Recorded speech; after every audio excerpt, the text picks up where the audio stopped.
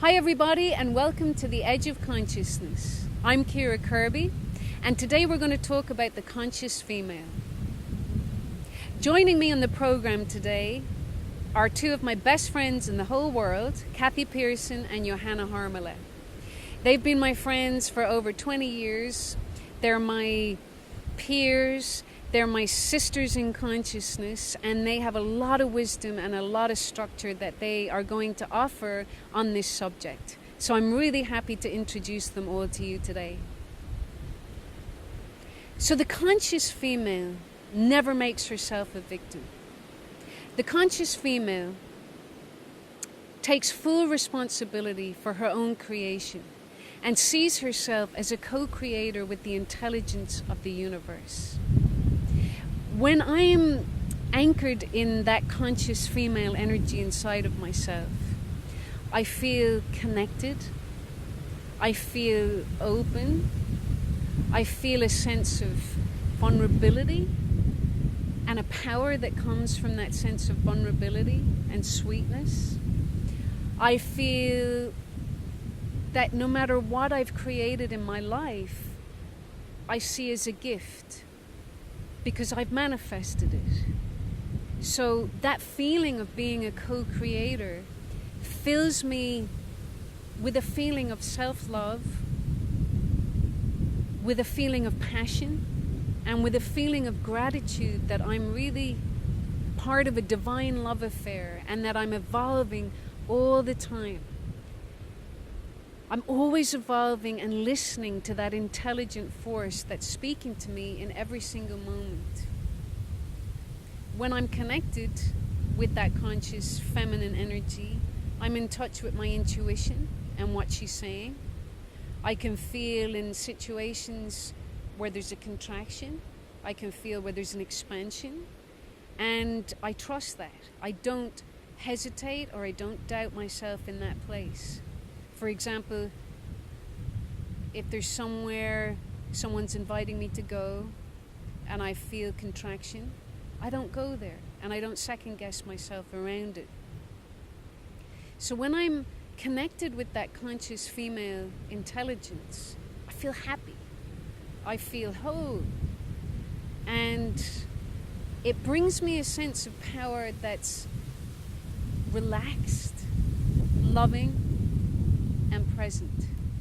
And especially in relationship to my partner and my marriage and my feelings around him, it brings in such a beautiful feeling of intimacy where I feel trust towards him, where I feel I can surrender and really listen to him without defense and really take him in.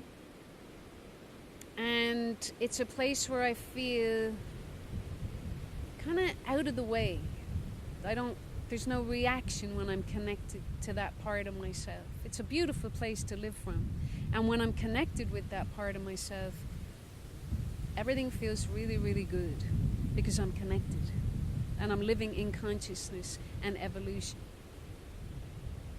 On the other hand, when I'm playing out the unconscious female, I feel like I'm in hell and my relationship goes to hell, and I start to feel terrible, and I start to feel depressed, and I start to feel the total opposite to what I do when I'm connected with the conscious female.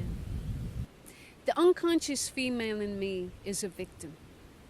She plays the victim blame game, and it's not a pretty picture. This aspect of my psyche is based in self-hatred, a lot of need, a lot of love deprivation, a lot of denial, and to be honest, a lot of resistance around really claiming my real power. This aspect of me, this unconscious old feminine, is something I feel that's very ancient. It's programming that has come down my family line, passed down from mother to daughter probably for centuries. And it's certainly something in my life and in my relationship that's caused me a lot of pain. So especially in the last 10 years, I've really been delving into what is the unconscious female And what is she made up of?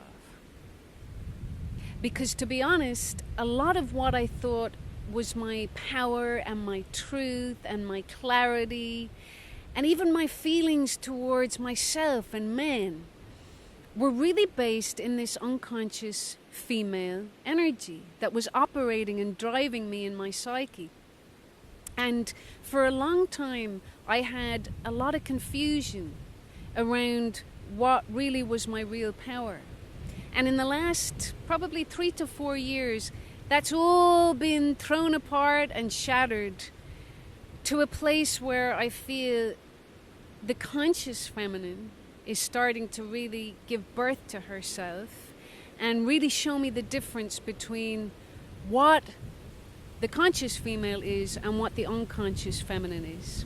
And I feel that this is something that we're also moving through as a collective. And there's a lot of confusion around this. I feel that this is a big split that's coming out into the open so that we can really see it and start to get some real clarity so that we can build a new paradigm.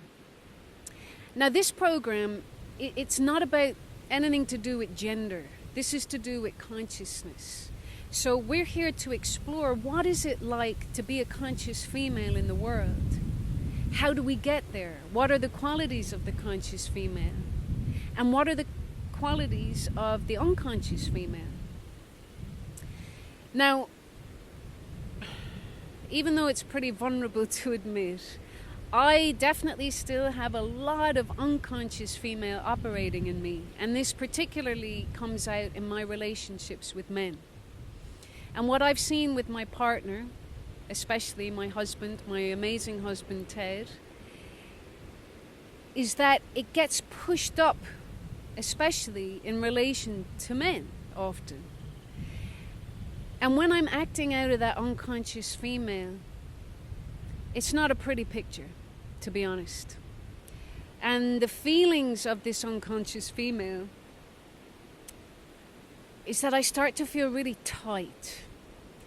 I start to feel cold inside of myself. I start to feel angry. I start to feel feelings of hatred. I start to feel feelings of resentment. I start to feel like, hey, why is it that I'm the one that's, for example, doing most of the cooking? Or I'm the one that has to clean this house, even though he's doing loads of work for us. I start to feel feelings of resentment. I start to feel like I'm a victim. I start to feel feelings that I'm a victim in relationship to him. And then I start to feel angry, I start to feel agitated, and ultimately I start to feel really violent. And in that violence, I start to feel that I'm justified in that violence. And then I start to feel that that violence is my power, and that I'm right. I'm right and he's wrong, and that really this violence is my truth.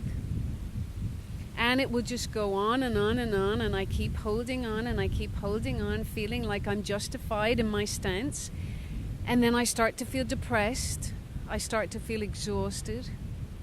I start to feel separation come into my relationship. I start to feel separate from myself. And I start to feel pretty lost. And that's because this unconscious female is coming from a place that ultimately has no real love. She's not based in any real connection. She's into the blame game. She's into the separation process. And it completely represses me and my life force energy to go with that and to give that energy. So part of my journey has been learning to see through this split. Even knowing what the unconscious female is and what the conscious female is a journey within itself. Because a lot of my conditioning has taught me to mistrust men, has taught me to not feel safe around men, that men are not trustworthy. And sometimes that can really get mixed up with your real sense of power and clarity. And what I've come to realize on the path to consciousness is that there really is no other side to look at. If you're a conscious female looking to really evolve, we really have to let go of the victim blame game, and we have to let go of it all the way, 110,000%. There is no other side. If we're to claim the conscious feminine, we really have to see ourselves as co-creators with the intelligence of the universe. And if we give ourselves any out in that, we won't ever really find the power that we're looking for. Because ultimately, the unconscious female is her own oppressor. And then she projects that onto her externals. For example, she will project that onto men. She will project it onto society. She'll project it onto the patriarchy. At no point, really, does this unconscious female inside of me have the introspection or the intelligence to really step back and say, what am I doing to create this? What am I doing to create separation and these feelings of oppression and pain in my life? And even the anger and the sense of justice or injustice that I'm striving for, these are all feelings that I've discovered that are based in this old feminine aspect that's operating in my psyche, that's been there for thousands of years. This has been a legacy, an unconscious legacy, that's been passed down through familial structures, cultural structures, societal structures for many, many centuries. And I think what's happening in the collective today is that all of this mess and confusion and split is really starting to come out into the open, so that we can really start to see what is the unconscious female and what is the conscious female.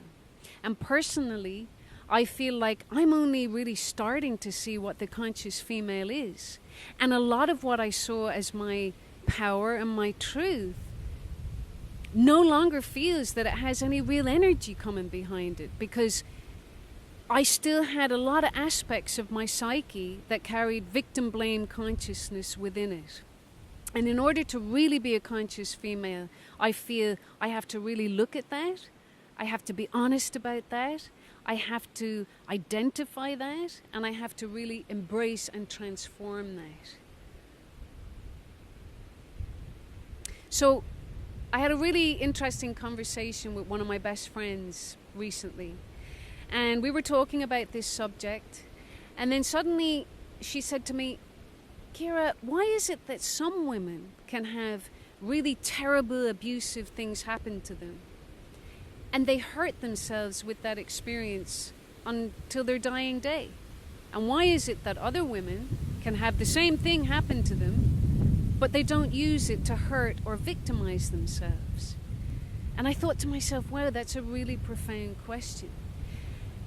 And I sat with it for a few days, and I realized that the difference between a woman that doesn't hurt herself and a woman that does is that one is the conscious female that sees herself as a co-creator of her reality and takes responsibility for that, and the other sees herself as a victim in her unconsciousness.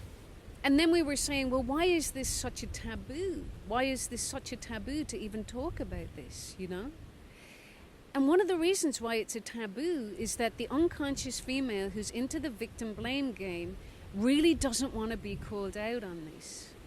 And ultimately, the ego in any form does not want to be called out on its behaviors and its mindsets and its violence. And it's holding on for dear life. And right now it's settling in our collective, and it's holding on to its stance. So I thought to myself, well, I'm going to talk about this, because if I'm to really break through to the conscious female, I got to be honest about what is operating inside of me. And one of the examples that I want to give you is when it comes to, for example, domestic violence or sexual abuse. even in these areas which are kind of taboo to speak about, the conscious female really takes ownership of her own creation. She takes ownership for everything that she manifests in her life, the good, the bad, and the ugly. And she takes ownership for that all the way. So then we continued to talk, and, my friend and I, we were talking and saying, we have had unpleasant situations that have happened to us, especially in relationship to men. And we've had to come to a point where if we are to evolve, we have to see ourselves as co-creators in every experience that we've created in our lives. And I was sharing with her that when I was about 25, I had an experience with a guy that really was an unpleasant experience. And to the unconscious female within me, I felt incredibly traumatized and victimized. I felt that I'd been abused. But yet to the conscious female inside of myself, she was saying to me, yeah, but Kira, how did you create this? How did you get yourself into that situation? Because you're not a victim. And luckily, some part of me listened to that. And I also have had very good therapists and teachers in my life that have always encouraged me to take responsibility, because that's what a good therapist does. And I soon realized I created the whole thing. I created the whole thing. I was the one that had a lot of need towards this person. I seduced him. I knew he had an alcohol problem, and I knew what was going to happen if I went home with him that night. And yet I did it anyway. But yet, to that unconscious female inside of myself, she still made herself the victim. And I really had to look at that aspect of myself and really see the psychosis in that, the mental illness in that, and also how a lot of other people, especially women, would support me in that place. And that is a real sickness in my psyche and in the psyche of the unconscious female.